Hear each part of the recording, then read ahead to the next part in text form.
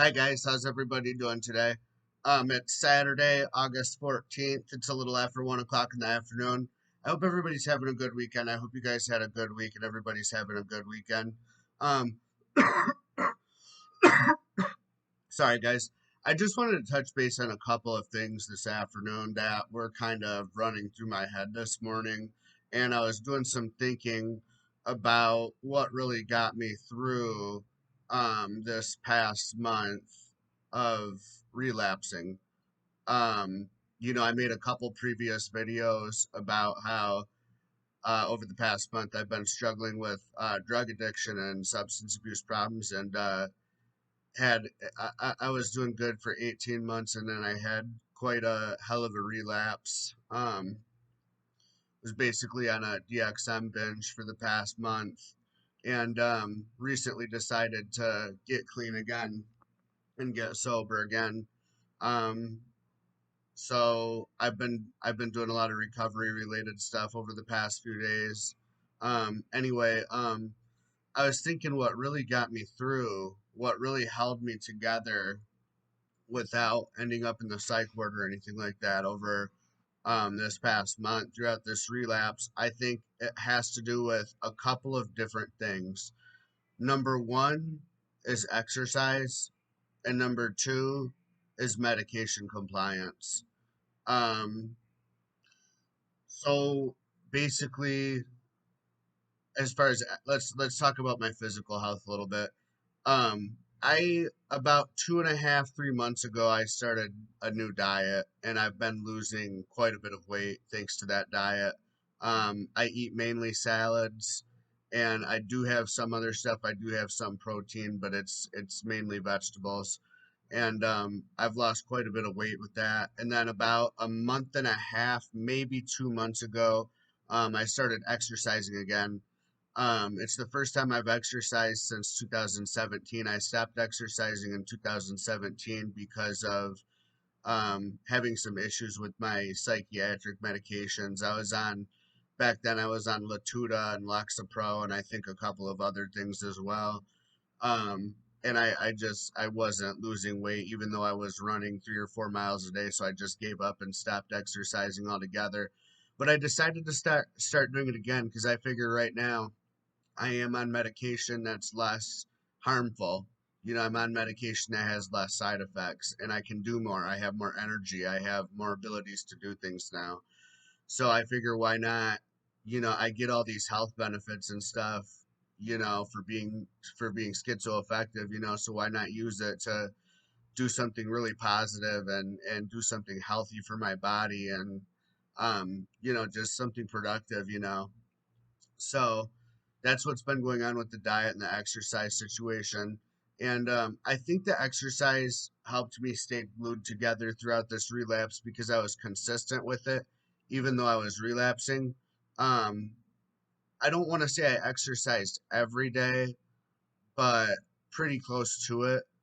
Um, I did it whether or not I was under the influence. Sometimes I did it while I was under the influence, and sometimes I didn't.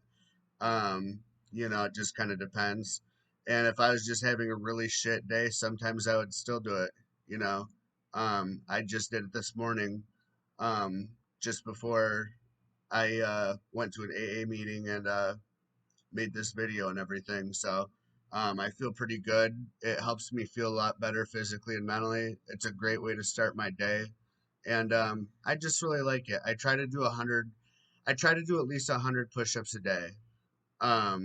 Sometimes I do maybe 110, sometimes maybe 120, but at least 100 a day. And I think that's a pretty good goal to start out with because I'm still beginning, I'm still in the beginner's phase. I haven't been doing this very long. It'll increase over time, but anyway, the next thing I think really helped me stay glued together throughout this relapse was staying medication compliant, complying with my treatment team at Hope Network, and still going to therapy even though I was using, and being honest with my therapist at Hope Network about my substance abuse use. She knows the whole situation. She knows the whole story. So there's nothing to hide with that. Um, but anyway, like the reason I brought that up is because like a lot of times if you look at my past relapses, a lot of times I went off my psychiatric medications during those relapses because I was afraid to mix them with alcohol or whatever drugs I was using.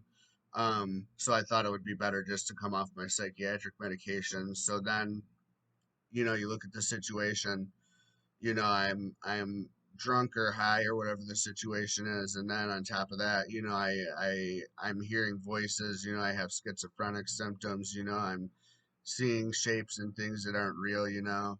Um, so um, this time I didn't do that. I stayed on my medication even throughout my relapse. And I don't know if that's good or I don't know if that's a good or a bad thing because I don't know if it's safe to mix the medication I'm on with DXM or not. I don't know if that's a good idea. I'm not a doctor. My doctors do know about it, and they haven't like said anything about it really. But I don't know if it's a good idea or not. But I did still stay on my medication. I think that's why my mental health, my schizoaffective disorder, stayed intact. Stayed fairly under control. Um, most of the symptoms I was experiencing were just you know, drug induced psychosis and stuff like that. But the disorder itself is pretty well under control. And I do think that has to do with the medication I'm on.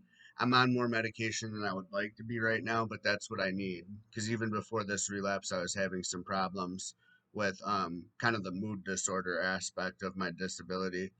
And I needed to increase my medication because of that to avoid staying out of the psych ward and that kind of thing. So I uh, I feel pretty good about the medications I'm on. I'm gonna continue them. They're probably gonna be more effective now that I'm sober. So yeah, that's what's going on, you guys. That's a couple of things I wanted to point out that I think really helped me get through this relapse. So I hope everybody has a good weekend, guys. Take it easy. I'll talk to you next week.